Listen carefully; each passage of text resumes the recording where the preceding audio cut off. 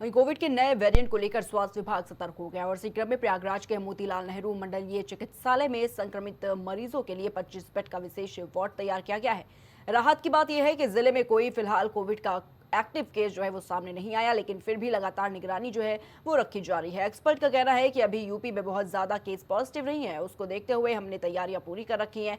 अगर कोई वेब आती है तो उससे लड़ने के लिए हमारी तैयारियां जो है वो पूरी है। वहीं मोतीलाल नेहरू मंडलीय चिकित्सालय के प्रमुख अधीक्षक डॉक्टर एस.के. चौधरी कहते हैं कि हमारे यहाँ पर 25 बेड का बेड आरक्षित है। देखिए, कोविड को लेके जैसा कि लग रहा है कि कोविड के केसेस बढ़ रहे हैं। करीब 1300 सवा 1300 केसेस पॉजिटिव आए हैं, मगर क्योंकि वो भी मेनली केरला, महाराष्ट्र, कर्नाटका और कुछ केस दिल्ली में हैं और हमारे उत्तर प्रदेश में बहुत ज़्यादा पॉजिटिविटी अभी नहीं है। मगर फिर भी हमको प्रिकॉशन लेना है। जो कोविड के समय हमने प्रिकॉशन लिया था वही प्रिकॉशन हमको अभी भी लेना है। भीड़ भाड़ वाले इलाके में नहीं जाना है और मास्क लगा के रखना है। बाहर की चीज़ें बहुत नहीं खानी है, हाइजीन मेंटेन करनी है। और खासकर जो क्रोनिक डिबिलिटेटिंग डिजीज के पेशेंट हैं, किडनी के और ट्यूबरकुलोसिस के, किडनी के और हार्ट के, उनको प्रिकॉशन लेना है।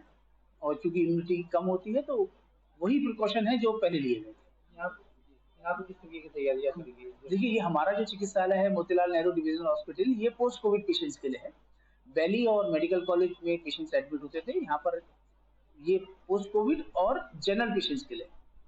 तो हमारे पास बेड आरक्षित है, आईसीयू मेरे पास क्रियाशील है, वेंटिलेटर पूर्ण रूप से क्रियाशील है। हमारा स्टाफ भी ट्रेंड है वेंटिलेटर चलाने में। फिजिशियन, हमारे स्टाफ नर्सेज ट्रेनिंग करके आ गए हैं और हमारे वहाँ मरीज आईसीयू में एडमिट भी होते हैं।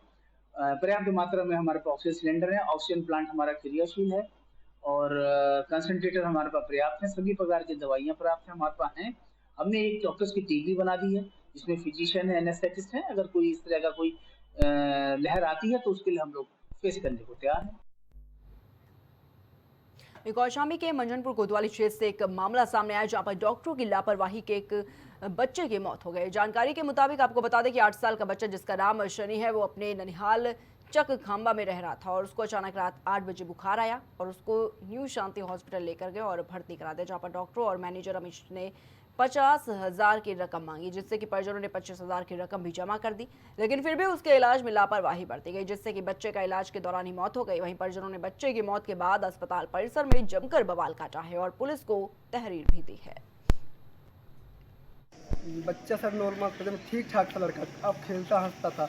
हम जब आए तो हमसे डॉक्टर डिमांड करने लगा कि भाई इसको 50,000 दो। हमारे पास 25,000 कैश था, हम 25,000 दिए और 25,000 की व्यवस्था और कर रहे थे। तो इतने में कुछ देर बाद ये भागने लगे, सारे डॉक्टर इधर करते। हम पैसे की व्यवस्था करने चले गए, सारे भागने लगे इधर उधर। मौत कैसे हुई बच्चे की? बच्चे के सर इंजेक्शन लगाया गया था। डॉक्टरों की लापरवाही से बच्चे की मौत की खबर है। इलाज के दौरान 8 साल के मासूम की मौत हो गई, जिससे परिजनों में काफी आक्रोश देखने को मिला है। परिजन जमकर हंगामा काटते अस्पताल प्रशासन में नजर आए। तो कौशाम्बी से खबर आपको बता रहे जहां पर इलाज के दौरान 8 साल के मासूम बच्चे की मौत हो गई और इस घटना के बाद से परिजनों में काफी ज्यादा आक्रोश जो है वो देखने को मिल रहा है। परिजनों ने अस्पताल में जमकर हंगामा किया और डॉक्टरों पर एक बड़ी लापरवाही का आरोप भी लगाया।